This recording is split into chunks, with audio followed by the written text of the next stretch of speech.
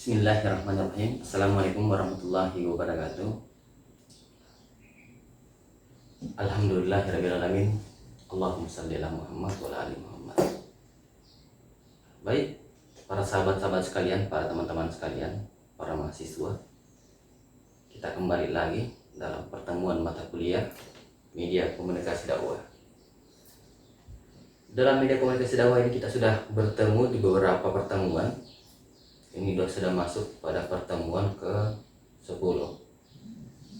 Sebagaimana di pertemuan sebelumnya, pada pertemuan ke-9 itu kita bagaimana membahas ataupun menganalisis tentang bagaimana komunikasi dakwah dalam media. Bahwa komunikasi dakwah dalam media itu yang kita bahas pada minggu lalu di pertemuan ke-9. Itu kita bahas tentang bagaimana hoax, kemudian bagaimana ujaran kebencian, bagaimana framing negatif. Ya. Karena bagaimanapun model komunikasi dalam berdakwah, khususnya dalam hal media, itu hal-hal yang penting yang perlu kita perhatikan. Kenapa? Mesti diperhatikan karena kadang pemberitaan ataupun informasi yang disampaikan itu kita harus betul-betul tahu validasinya seperti apa. Jangan sampai itu menjadi pemberitaan yang tidak benar ataupun bisa dikatakan adalah hoax ataupun informasi yang hoax. Ya, sehingga itu menimbulkan kegaduhan ataupun permasalahan-permasalahan di dunia maya sampai di dunia nyata, ataupun dia akan menjadi suatu bahan ujaran kebencian. Ya, tidak menutup kemungkinan. Ya, sehingga kita perlu menyaring ataupun mengetahui ataupun menganalisis pembahasan-pembahasan tersebut.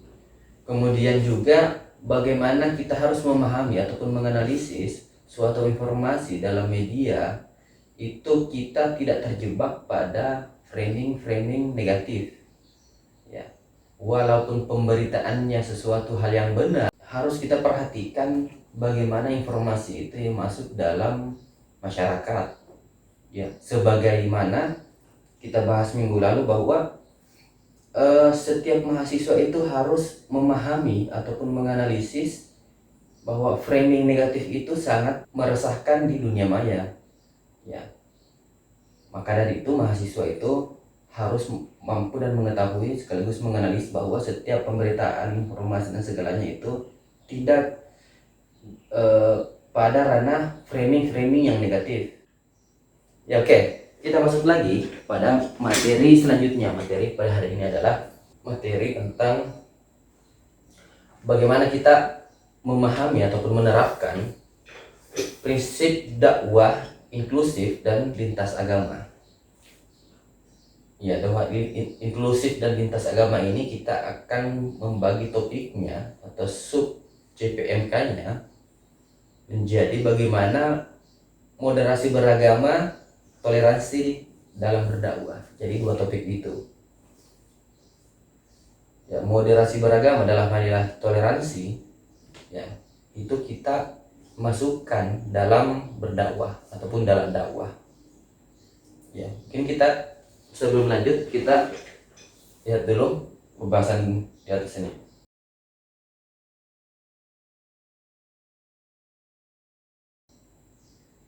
Oke, lanjut lagi. Jadi untuk para sahabat-sahabat sekalian, para mahasiswa sekalian, dalam perkuliahan ini kita akan coba bagaimana mendiskusikan bersama materi-materi terkait dengan dakwah inklusif dan lintas agama. Sedangkan dakwah, bagaimana kita berdakwah ke lintas agama, ya mungkin penjelasannya kita akan lebih banyak tentang bagaimana setiap individu itu berperan untuk menjaga kerukunan antar umat beragama. Ya, bisa kita lihat juga seperti ini.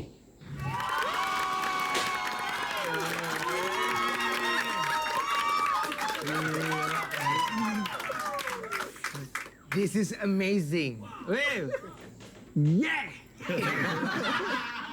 Ini baru Ya, kemudian lanjut. Indonesia. Betul.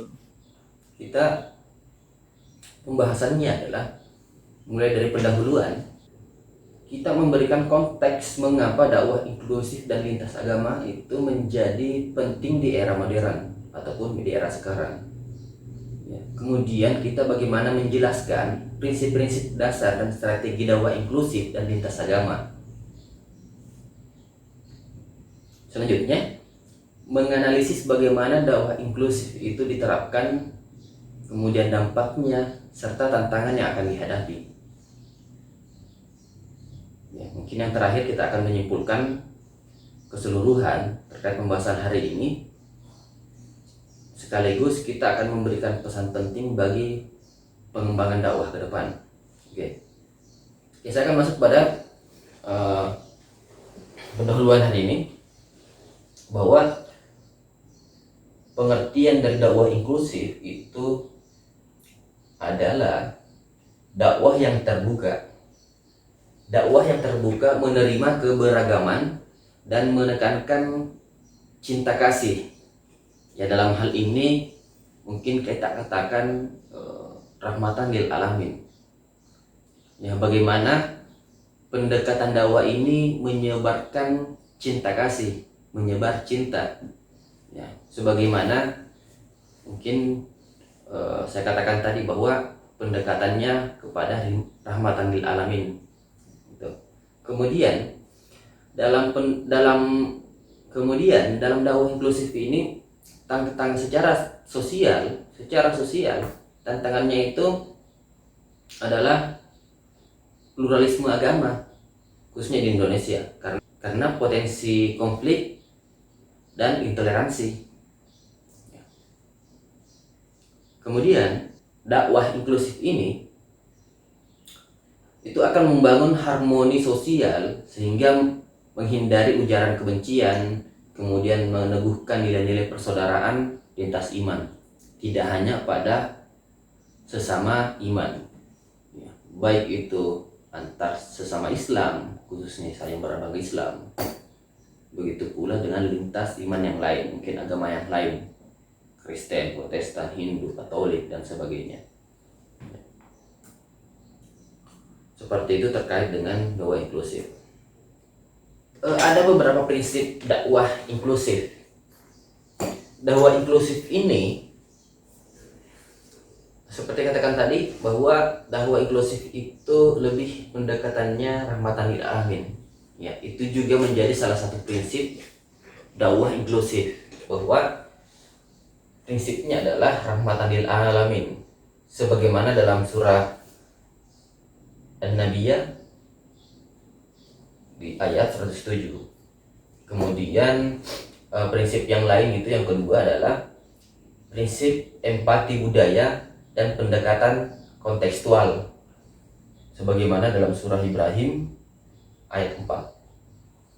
Ya, kemudian prinsip dakwah inklusif ketiga itu prinsipnya adalah tidak memaksa, sebagaimana pula dalam surah Al-Baqarah ayat 256. Ya. Kemudian prinsip keempat itu adalah bagaimana kita menghindari konfrontasi. Bagaimana kita menghindari konfrontasi, mengedepankan hikmah dan dialog. Ya, sebagaimana dalam surah An-Nahl ayat 123. Komunikasi inklusif dalam media, nggak pernah media dan komunikasi inklusif. Medianya dalam berkomunikasi inklusif itu biasanya podcast dan YouTube, ataupun YouTube biasa orang berpodcast. Ya, indikatornya di sini adalah infografis bertema toleransi. Misalnya konten-konten yang agak, misal komunikasinya itu pendekatan cinta kasih, tidak ada gap ataupun batasan dalam berkomunikasinya. Kemudian selanjutnya adalah media film ataupun komik. Ya, di sini dia konteksnya adalah konten yang edukasi visual. Ya, ya, bagaimana membuat konten visual dalam bentuk komik ataupun film-film pendek. Ya, kemudian selanjutnya adalah pada komunikator yang moderat. Ya, dalam hal ini mungkin kita katakan dai. Ya. Seorang dai dengan model komunikasi yang moderat. Yang misal yang moderat hari ini adalah Kiai Kanjeng dan Cak Nur dalam bentuk kegiatan-kegiatannya yang setiap rutinnya setiap bulan. Kemudian Habib Jafar, yang Habib Lutfi, ya Gusmus, ya mungkin ada beberapa orang yang lainnya. Ya, jadi seperti itu. Ya baik teman-teman sekalian, sahabat-sahabatku sekalian, para mahasiswa, kita lanjut lagi. Kita sudah bahas tadi tentang bagaimana komunikasi dakwah inklusif. Ya, saya ulangi bahwa komunikasi dakwah inklusif itu adalah komunikasi yang menebarkan cinta kasih. Dalam hal ini, dia sangat dekat dengan pendekatannya adalah komunikasi rahmatan lil alamin. Sebagaimana Allah itu Tuhan kita dalam menebarkan cinta kasihnya kepada umatnya itu dalam bentuk rahmatan lil alamin. Gitu. Begitupun Nabi kita. Ya. Sehingga Nabi itu mungkin diberi gelar rahmatan lil alamin. Bukan rahmat kepada umatnya, tapi ke seluruh alam. Gitu. Semoga kita mampu dalam berdialog, berkomunikasi ini menebarkan cinta kasih yang penuh rahmatan lil alamin. Seperti itu maknanya akan disampaikan. Oke, lanjut selanjutnya. Setelah dakwah inklusif, kita masuk pada dialog lintas agama. Berbicara dialog lintas agama, kita akan nonton sama-sama mungkin film pendek terkait dialog ataupun pemutaran video tentang dialog lintas agama. Mungkin silahkan lihat.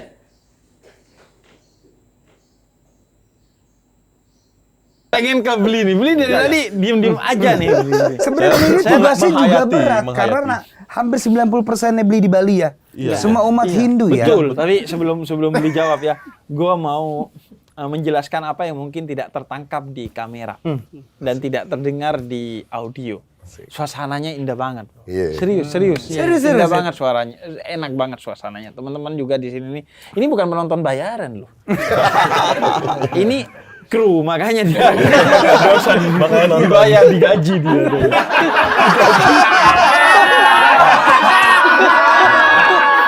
Beli. Ya. Ini dong apa mungkin kalau tentang Hindu di Bali, gimana hidup dalam tanda petik anomali itu? Ya memang di Bali kan balik lagi tadi mayoritasnya sih Hindu ya masih. Di salah satu negara Muslim terbesar di dunia. Masih ada bertahan satu pulau yang disebut dengan Pulau Bali. Dan mungkin bisa dikatakan ini miniatur Indonesia karena hampir banyak suku yang tinggal di Bali. Posisinya di tengah. Sehingga pengalaman kami dengan orang-orang tua kami dulu itu sangat sering bergaul dengan orang yang baik berbeda agama maupun berbeda suku. Itu yang membuat kayaknya Bali itu agak lebih menerima berbagai jenis agama, berbagai suku, itu lebih terbuka gitu. Contohnya saja waktu kami masih kecil ya, itu nenek saya itu bilang saudara atau teman-teman kawan-kawan Islam yang datang ke Bali itu sebagai nyame Islam. Apa tuh? Nyame Islam itu saudara. Saudara kami yang Islam gitu. Tretan bahasa Maduranya. Iya, Tretan ya. Nyame. Bali kalau nyame bahasa- Islam. Nyame Islam. Ya. Jadi tretan muslim ya. Iya betul, Iya, tretan betul. Muslim, betul. Temen Islam Bahasa ya. ininya mungkin tretan Maduranya. Muslim. Artinya gini, orang tua kami dulu itu nenek ya, berarti mungkin sekian puluh tahun dari kami. Dia sudah terbiasa bergaul dengan orang yang beda agama, berbeda suku, berbeda. Sehingga mereka sangat toleran. Buktinya saja misalnya pada saat Nyepi kemarin itu kan berbarengan dengan awal puasa ya. Iya, awal puasa Muhammadiyah. Awal tuh. puasa Muhammadiyah. Iya, maksudnya Iya, awal puasa. ada perbedaan juga. Iya. Biar kita tahu bahwa perbedaan tuh gak hanya antar agama, Betul. bahkan intra-agama kadang lebih kusut. Lebih tuh. kusut. Nah, kenceng. Nyepi itu bareng dengan Jumatan, misalnya sholat Jumat. Itu kami tetap terbuka walaupun itu Nyepi, dan kita jaga kesucian hari raya Nyepi itu. Kan semua orang nggak bisa keluar, tapi teman-teman kita yang Islam, saudara-saudara kami, nyama-nyama kami yang Islam itu kita persilahkan. Dengan catatan ya tadi, tidak membawa kendaraan, Iya. tetap berjalan kaki, dan tidak ada pengeras suara di luar. Itu membuat situasinya ya seperti itu. Jadi Bali itu salah satu yang mungkin paling toleran ya di Indonesia. Mungkin Iya. 10 besar lah paling toleran. Berarti itu di sana waktu itu Islamnya ikut nyepi ya? Ikut bernyepi. Dan tidak ada ribut-ribut kan. Mungkin ada 1-2 tapi tidak terlalu signifikan lah terhadap. Sebenarnya Islamnya bukan ikut nyepi, Banti. Iya.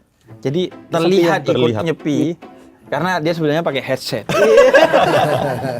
Ya. Internet boleh nggak internet? Lo kadang-kadang lo. Nggak boleh. Oke, kita bisa lihat dari video tersebut, Bu Buni, bagaimana antar lintas agama atau antar iman beberapa tokoh, ya, agama masing-masing itu tidak saling memberi ucapan ataupun berdialog saling menjatuhkan, tapi saling memberikan support.